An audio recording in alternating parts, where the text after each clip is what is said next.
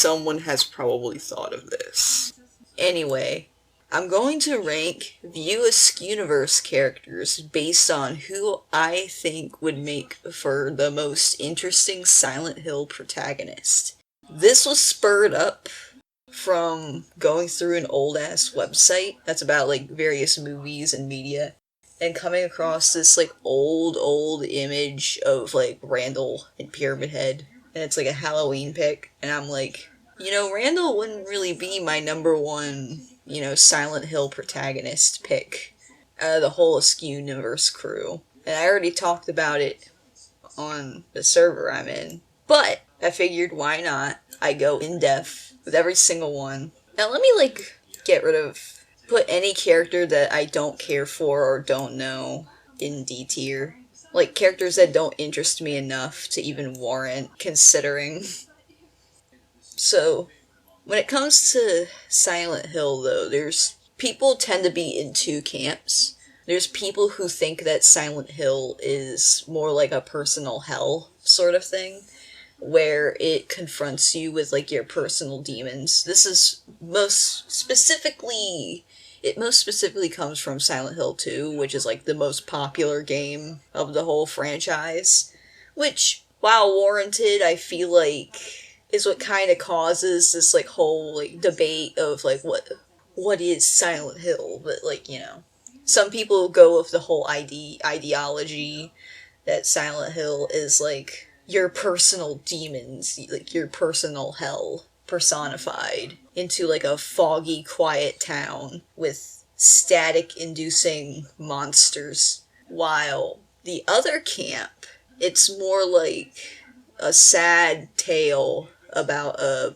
girl who was raised in an abusive cult named Alessa Gillespie, who was made to essentially bear the child of God. And God in the Silent Hill universe is basically the devil. Like, keep in mind my memories of Silent Hill is a little bit fuzzy, but the cult is like the order. Alessa's own mom decided to use Alessa as, like, God's mom, basically. Which is, whew.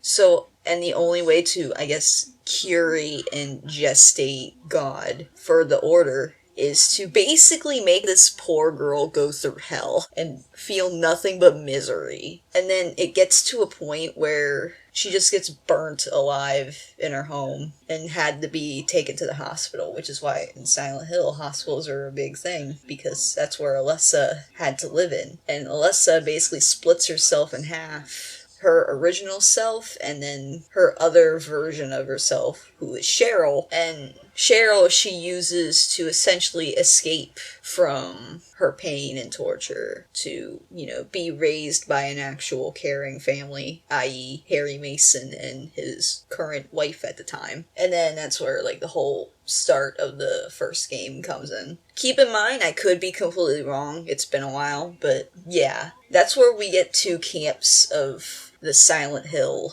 like, what it is. So, for the sake of this ranking, I'm gonna have C, B, A, and S tier be Alessa Silent Hill, not fit at all. Personal hell Silent Hill. And S tier is both types of Silent Hill. D tier is just characters that I don't care enough to bother, or characters I don't know much about, so I'm just gonna let it be known, all Chasing Amy characters are in D tier, because I have not watched Chasing Amy, nor do I plan to, because it sounds genuinely frustrating. Now we got most everybody. So, not fit at all is essentially, like, characters that, like, I can't imagine them being in this situation. Either due to the fact that they mentally would probably not be able to handle it, which, to be fair, I think most View Askewniverse characters would fit under there. But we're gonna, like, stretch our personal perceptions of these characters and have them be able to, like, mostly handle anything that this horror game can throw at them. And not fit at all could also mean, like, they're either too OP, which we'll get to. They either would not take it seriously at all and would probably, like, screw around. They're too random XD, or they probably would be more like Laura from Silent Hill 2, where they don't even, like, perceive Silent Hill as, like, a hellish place, but more just, like, some abandoned, foggy, quiet town. Like, they don't even perceive the supernatural happenings going on. So we're gonna start in order of the pictures, just to make things a little bit interesting. And there's 2 silent Bobs. There we go. Slightly fixed it. Alright, Metatron. Not fit at all. Here's why. He's a literal archangel. He's OP. He could probably blast through Silent Hill. Like, he would not be affected by it in the slightest. I feel like if we're talking about the Alessa kind of Silent Hill, he'd probably, like, be able to directly help her out. And maybe be able to, like, tell Alessa, hey, this is not God at all. This is a messed up situation you're in. Let me help you out. Helps her out. Bam. Silent Hill is solved. So, maybe I'm oversimplifying things. It's been a while since I've watched Dogma, and I have the movie on my laptop, but I'm weird when it comes to watching. Like, I can rewatch Mallrats and Clerks, but for some reason, Dogma, I just can't mentally comprehend. Trisha Jones. Not fit at all. Here's why. I feel like she'd be in, like, the Laura type, where she doesn't perceive Silent Hill as, like, a hell in any way. She doesn't see the monsters. It's just, like, some abandoned town. Because, while, of course, in Mallrats, she, I don't understand why Kevin Smith wrote her to be like that, but, you know. But I feel like she's relatively innocent, despite that. Like, she's not really done anything bad or, like, anything that she could possibly, like, regret. Maybe in, like, the future she would probably be like, I probably shouldn't have done that research thing when I was that young. But, you know, who knows. So yeah, Trish would not fit. Literal God herself. Not fit at all. I think you would know why. She would literally she literally has the power to literally undo the entire Silent Hill storyline in like a snap. She would be especially insulted that these crazy cult people think that this poor girl's suffering could bring a deity. And it kinda did. If you played the first game, it was kinda messed up looking. Very Baphomet looking. It's very messed up. But despite that, I feel like God herself could literally just end it right there. And save us to maybe, like, undo the supernatural, hellish overtones of Silent Hill, since she's literally God. So I think because of that, she would just be too OP. Like, unless she's in her, like, old man form, in which in that case, I'm pretty sure she'd probably just stay away from that town, but you know. Yeah, Becky. Oh, this is interesting. How would I perceive? This requires me to, like, think out of the box a little bit. Keep in mind, I'm also considering, like, if they would make for an interesting story choice. Like, if somebody were to make a fan fiction of this, how interested am I in, like, reading it? Which is a little unfair because there's, like, an added personal bias, but, like, this is my tier list. This is my hyper-specific tier list, alright? You're just living in it. Becky. How do we feel about Becky in Silent Hill?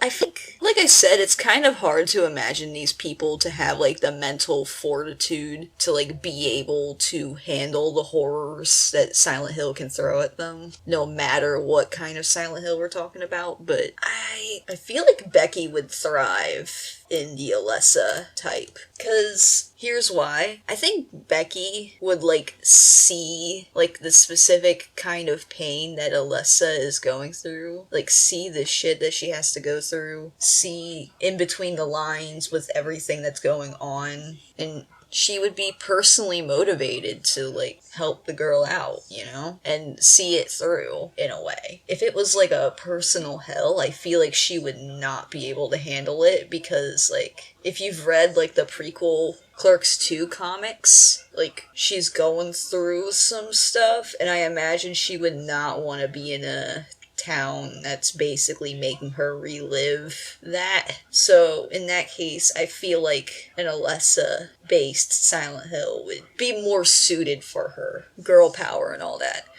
Shannon Hamilton. This is interesting because I don't think anybody has ever done anything with Shannon Hamilton's character in terms of fan content, which is good because I don't like him. I feel like I would genuinely be interested in seeing him in, like, a personal hell. Like, I want to see him suffer, you know? I don't want him near Alessa Gillespie. But I do want to see him in, like, a hellscape that perfectly reflects his personal demons and regrets, with, like, monsterized versions of them. Like, I would genuinely love to see it. That sounds really interesting. Like, maybe have him go through some sort of character development, I guess? I don't know. That's even if you want him to go through character development. I don't think anyone wants him to go through character development, but you know. But yeah, I'm curious. I would like to see, like, Shannon Hamilton in a personal hell, sort of Silent Hill. Bethany Sloan, Alessa, the Alessa Silent Hill. Here's why. She managed to have the mental fortitude to go through all that with Dogma, and I'm pretty sure she'd probably not handle, like, personal hell Silent Hill, but I feel like Alessa, like, you know, the fact that she's just a poor young girl being forced in this horrible situation, as well as the fact that there's, like, a religious cult aspect sort of thing, which is what would make it interesting, because she's, like, a descendant of Jesus Christ. That would be really interesting, you know, to see in, like, a story type of way, if it's done well. So, yeah. Alright, that's how I feel with Bethany. Alright. Time for the reason why I'm making this tier list, and that is Dante Hicks. Both types. Here's why. Dante would make for the best Silent Hill protagonist. I will go into detail why. First of all, I feel like he would be able to handle it. Sure, he might be a bit traumatized. Like I said, you need to, like, really stretch, like, I guess your statute of limitation, I guess, in terms of how much these characters could handle, because I'm gonna be fair with you, I don't think any of these characters could handle it. Being completely honest with you. But if we could stretch our suspension of disbelief, I think Dante would be a good fit. Like, there's a lot of interesting concepts with him that could be used in, like, a personal hell sort of Silent Hill. Like, the fact that he's, like, a cheater. He's, like, very much a schmoozer. He's very James Sunderland in that respect. Which also is amusing because James Sunderland used to work as a cashier, so there's that. And in case you don't know, James Sunderland is the protagonist of Silent Hill 2. And Dante has also done some questionable things, especially if you've read the comics. Like, you know, shoving a candy cane up a comatose lady's cooter. Yeah, that's sus. Granted, none of it was done out of malicious intent, and he wasn't as bad as James Sunderland, who, you know, spoiler alert for Silent Hill 2, but James literally killed his wife. So, at least Dante isn't that bad, but still, like, he would fit in a personal hell in that regard. And there's also, like, aspects of Randall Graves, too, that you could put in, like, how he feels about his friend. Maybe have Randall Graves be, like, I don't know, like a Cheryl or, like, a Eddie Dombrowski type character, except without the, you know, going crazy with the gun and vomiting a lot in the toilet, you know, without those parts. And without, like, you know, becoming a boss later on, which might be a spoiler? I'm not helping.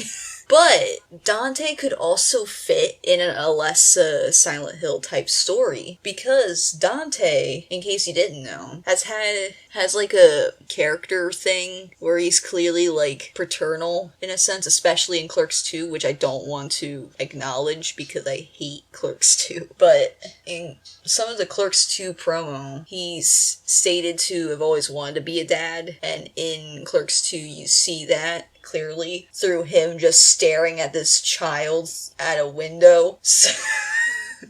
So I feel like Dante would see what this poor Alessa Gillespie is going through, alright? He would see what she's going through, this horrible mistreatment from some messed up cult that believes in these demented ideologies. And considering the fact that he is also religious, or at least has come from a religious background, I feel like Dante would feel like not only like maybe a bit insulted, but also feel like a paternal, protective nature towards Alessa. Basically like a weird combination between Harry Mason and James Sunderland. And in case you don't know, Harry Mason, like I said, is the protagonist of the first Silent Hill. So because of that, that's why I think Dante would be the perfect Silent Hill protagonist out of all the View Askewniverse characters. There's also another runner-up that's gonna come way later. That is, if I even feel like talking that much. But my reasoning for him is very shallow reasoning. But anyway, yeah. Caitlin Bree. Look, I'm gonna be honest, not fit at all. I feel like her accidentally screwing a dead body is just enough. I don't think she needs more. I'm just gonna let her go. Let her have her moment. Let her be there. I'm gonna give Caitlin Bree the W, alright? I'm just gonna not get her involved in the Silent Hill shenanigans. Mr. Plug. Not fit at all. He's a giant robot bodyguard for Leonardo, and I feel like if it was just him alone, he'd probably, like, blast through with relative ease. He would not be a very interesting character in terms of being a Silent Hill protagonist. That, and like I said, he's a robot, so he doesn't really have any, like, risk to him, I guess, other than the fact that he'd want to be in one piece, you know? So, yeah. Brody Bruce.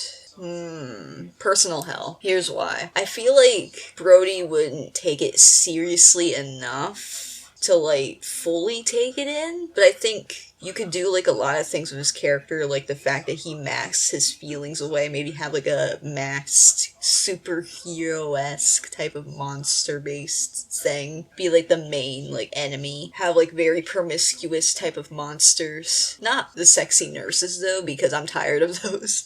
Like, I love them, but, like, they're overused. Like, you could do, like, a lot with Brody's character with the personal hell aspect of Silent Hill. I don't think Brody would be very helpful in regards to, like, Alessa's problems or Alessa's, like, entire thing. I feel like he would just make it worse. So, yeah, personal hell it is. Alright, next up, Millie.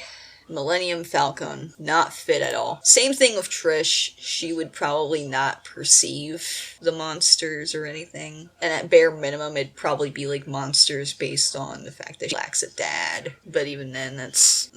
Like, I don't know. I like Millie. She's alright, but like, I don't think you could really do. Although, I feel like if you're a really good writer, you could probably still manage to pull out something with any of the characters here, but, you know, I feel like a View Askew and Silent Hill crossover is a very niche crevice of the interwebs that I don't think a lot of people are in. Renee Moiser. Alessa. I don't think Renee has much in her life that would be a very interesting personal hell Silent Hill. But I feel like her general attitude, like just how she is, I feel like she would be a good enough fit for Alessa's Silent Hill, as well as like, you know, the general understanding of Alessa. She'd be like pissed about Dahlia. Dahlia is Alessa's mom. Rufus. Maybe I should just, like, go through all the Celestials, because I feel like those are, like, easy. But Rufus, not fit at all. He already knows everything. I feel like I said, he's OP. He could probably just blast through. Azriel. This is so interesting because he's already kind of in his own personal hell in that he is a demon that's, like, kicked out of heaven. So... this is very interesting.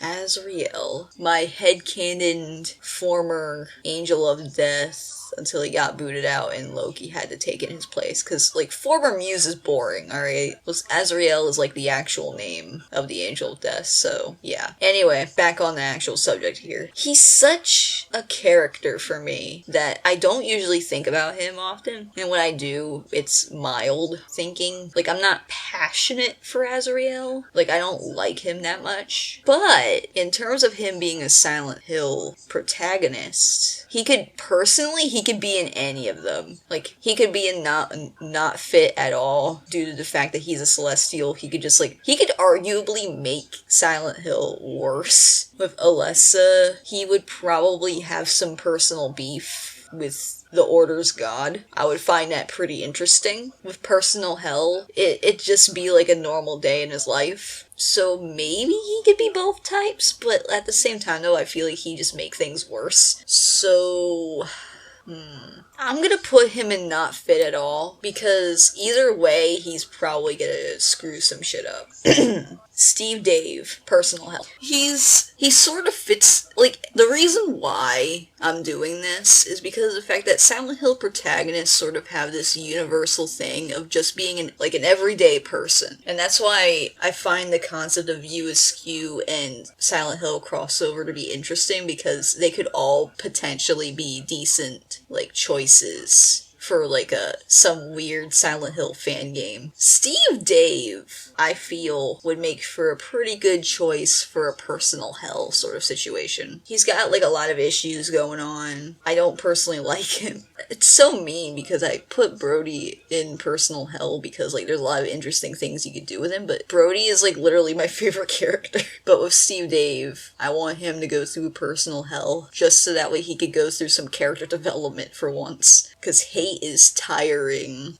I'm tired of him. I just want him to grow already and leave. Plus, there's, like, a lot of interesting things you could probably do with him. Like, the fact that he has this, like, very mean attitude. He's like a Scrooge with, like, not very progressive views, and he uses Walt. I feel like there's a lot that you could do with, like, a personal hell sort of Silent Hill for his character. Alright. Next one up is Gwen. I'm gonna be honest, not fit at all. I could see her in, like, an Alessa Silent Hill situation, but here's the thing, though, like, I don't think she would probably handle it. Like, plus I feel like she doesn't have, like, that much going on in her life. She doesn't have that much baggage to warrant being in a personal hell. So I feel like she's neither a good fit, so there. Elias. Not fit at all. He would not be able to handle it, alright? He would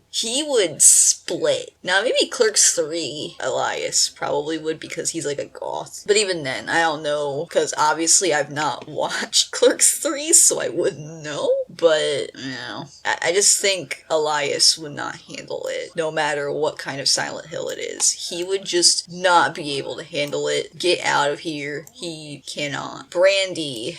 Also not fit at all. She's kind of a boring character. I say this with no hate in my heart. I like Brandy, but I don't know. There's not much to her character to warrant her being in either the Alessa Gillespie Silent Hill or the personal hell Silent Hill. Hill. I've probably mixed them up. Anyway, Walt the fanboy. It's kind of hard to imagine them separate, though. So part of me is tempted to put them in personal hell along with Steve Dave and just have them be, like, multiplayer type thing. But I don't know. Alright, why not? Put him in personal hell. He could probably use it as, like, a learning experience. He'd probably be a little bit traumatized But you know, I feel like the same could be said for literally everybody in this, no matter who they are, except for maybe the Celestials. But even then, I don't know. If I was a Celestial and I saw what the Order's god looked like, I don't know, man. I would out of there. I feel like most of them would not fit at all, but you know. Alright, Justice. Alyssa Silent Hill. Here's why. She is competent enough to be in like some spy espionage sort of thing. And while that has no relation to surviving in a world full of like messed up monster looking beasts, I still think she could have like the capacity to bring justice to Alessa. Get it? So yeah. Personal hell, like I said before with some other characters, I don't think Justice has that much going on to warrant a personal hell. So yeah. Serendipity. Not fit at all. She's a muse. She's a celestial. She's probably OP. She would probably like beat the shit out of, or at least like inspire some sort of like, I don't know. I just think she would be OP is what I'm trying to say here. She would just glaze through it like it's nothing. That's the problem with Celestials, man. Alright, Jay, and maybe by extension Silent Bob as well. These two would not fit at all. Don't get me wrong. The idea of Jay and Silent Bob in Silent Hill is the most amusing thought I could ever have planted in my mind, just from how chaotic that is. But at the same time, though, we're thinking about this in like a realistic, like, not really realistic. We still need to extend our disbelief a little bit. But if we were to think about this in like this is a super serious fan fiction or something, I don't know. I can't. But at the same time, though, that would be very interesting. Like, I would personally be amused at the prospect of Jay and Silent Bob and Silent Hill, just to see like what kind of chaos would happen. But at the same time, though, I think there's gonna be some interesting prospects you could do with that in both like Alessa's Silent Hill and the personal hell Silent Hill. Like, I feel like it could be like an interesting prospect. I just can't, like, my brain's not big enough. But yeah, I feel like someone can change my mind on this, but like, yeah, I don't see Jay and Silent Bob in Silent Hill. Silent Bob. Bob's Hill. Alright, there you go. There you go. Lance Dowd, get out of here, D tier. Alright, Leonardo.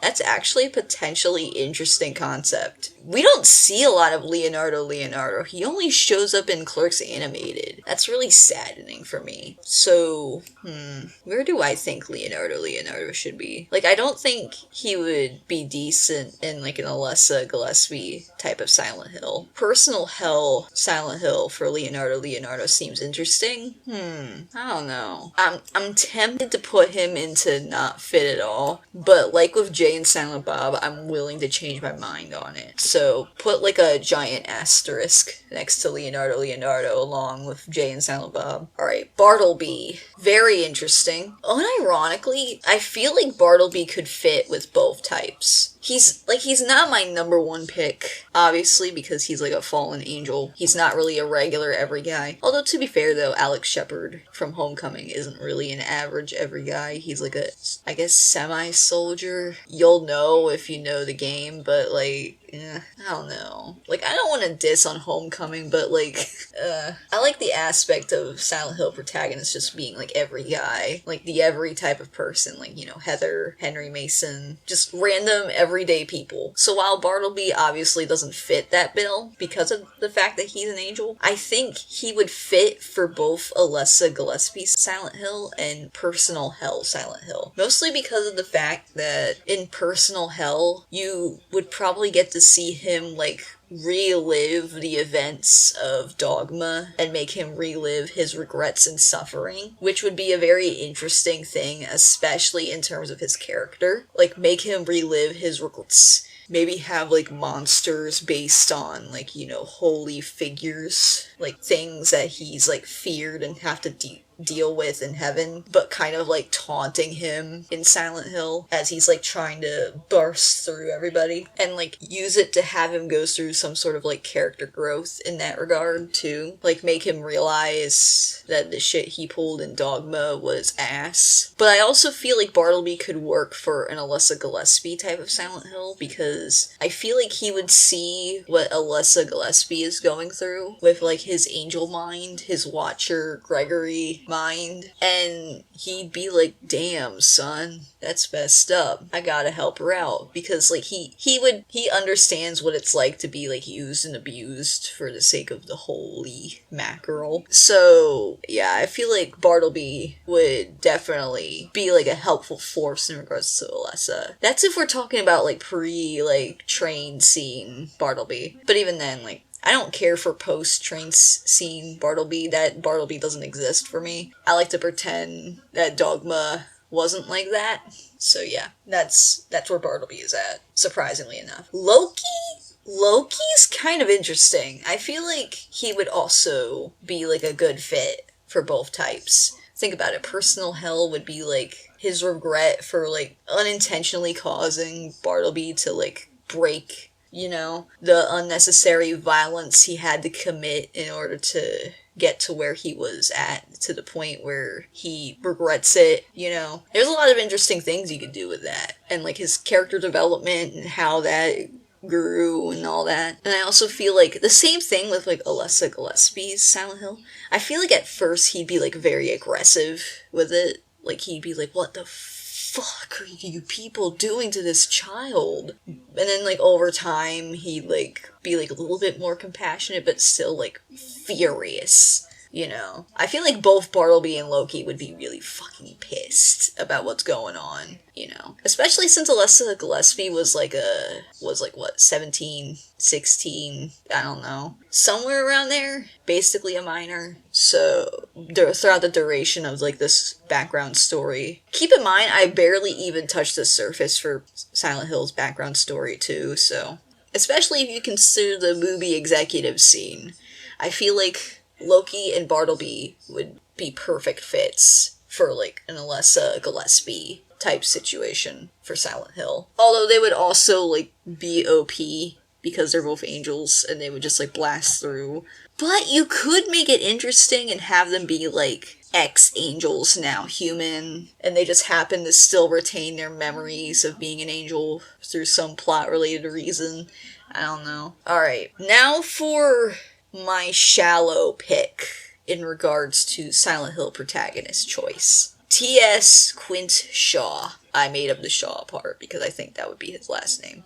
Anyway, T.S. I think would be either, I think both types for T.S. Quint. The reason why T.S. would be like my second choice in regards to like best Silent Hill protagonist out of the View Askewniverse is for a very shallow-ish reason, and that's because he looks like a Silent Hill protagonist. Same with like Dante. Like he just looks like how I think a younger Silent Hill protagonist would look like. Younger as in like early 20s. Sort of like with Heather Mason, who's also like in her younger 20s, I believe. Like, yes, I think would arguably be a decent pick. But like I said, it's for a very shallow reason. But I can try to put an actual reasoning behind it. Personal hell for TS would be very interesting because, like, I think people don't realize how much of an asshole TS's character was in Mallrats. Like, obviously, Brody is, like, the most obvious one, but, like, TS is a little dirty. Like, I love him with all my heart, but, you know, like, I even love him more than I like Dante. Dante kinda sucks. But TS, I think, would have some interesting concepts for, like, a personal hellish Silent Hill. Maybe have them be related to the sea, like the Lakeview Hotel, or like the Toluca Lake. You know, very water-based sort of things. And those two are like locations in Silent Hill. Like, maybe have it be based on the fact that he has like a very switchy temperament sometimes. I don't know, you could probably do something with TS's character in regards to personal hell. For Alessa Gillespie, I feel like TS would have, like, sort of arguably the same as Dante, but instead of it being like a parental sort of instinct, it's more so just the fact that he thinks it's fucked up, so he wants to help this poor magical girl out. So, yeah, there's that. That's just how I feel. 3 characters left. Alright, Randall Graves. I've said this before, but he's like probably one of my last picks for like a Silent Hill protagonist. Largely because I don't think he's that apologetic for his actions. I don't think he feels that much guilt over his actions. But there is baggage. That's the thing. That while he is a least likely pick, he's still an option. I think personal hell would work best for Randall. Like I said, Randall would be like my least likely pick. But that doesn't mean I'll throw it out the table, right? I feel like the concept of Randall going through a personal hell through Silent Hill would be very interesting, because there's a lot that's going on with Randall's character that not a lot of people tend to realize if they're just like glazing through the Clerks movies. There's a lot that's going on deep inside of this character that I think if a good writer were to grasp upon it, they could probably make for a very interesting, like, crossover story in regards to Randall somehow surviving through this nightmare and coming out, like, a different, changed character for the better. Like, I feel like it could be possible. Like I said, he's not my first choice, because, like I said, Dante, like, is the best obvious choice.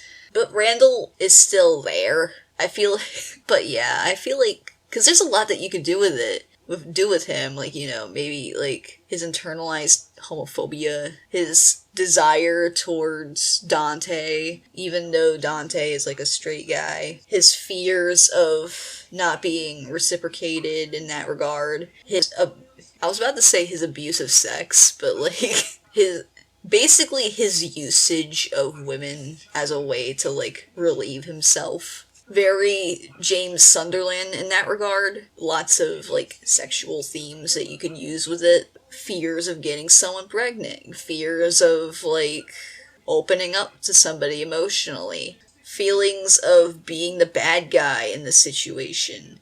Self-loathing. Now that I think about it, he actually would make for an interesting character, like Silent Hill protagonist. But like I said, he just wouldn't be my first pick. Because, like, for me, Dante is a little bit more interesting, because he fits more, for me, in the bill of, like, Silent Hill protagonists. But if somebody were to make a really good, thick fic about Randall going through, like, a personal hell of Silent Hill, I would unironically be interested. If somebody were to make a fan game, oh my god. I should be careful for what I wish for, because it probably wouldn't be as good as I would like it to be, though. But, you know, it would be interesting. Veronica Longren. Not fit at all. I don't consider her to really be, like, Silent Hill protagonist material, you know? Like I said, with the others, she doesn't have, like, enough baggage for her. She probably wouldn't even be able to handle Silent Hill. Like I said before, and I'll say it again, I'm pretty sure, like, 99% of these characters would probably, like, break the moment they enter Silent Hill. But, like I said, we're gonna suspend our disbelief just a little bit. But yeah, I just don't think Veronica would really fit, nor be, like, necessary in terms of being a Silent Hill protagonist. William Black? Not fit at all. I say this with, like, the most love towards William, but he's too stupid. He would not comprehend Silent Hill. I feel like he would get lost and just wind up in, like, an abandoned Chili's or something. He would literally be like Eddie Dombrowski in that one scene where, like, the cutscene where Eddie is, like, at a bowling alley and he's eating a pizza, and James walks in and he's like, "How could you sit there and be eating a pizza?" That would literally be what William would be doing. Literally. But at the same time, I feel like it'd be like a Laura situation where he just doesn't perceive it. I feel like he would literally be that scene of Eddie just like sitting there eating a pizza and James is just out of his mind just looking at that and going, what the fuck? It would be interesting. It would be amusing, to say the least. Alright, that's all of the characters. If I have not said a character's name, it's either one, I have not watched the movie, i.e. Chasing Amy, or two, I just don't care about them. So yeah, there is that.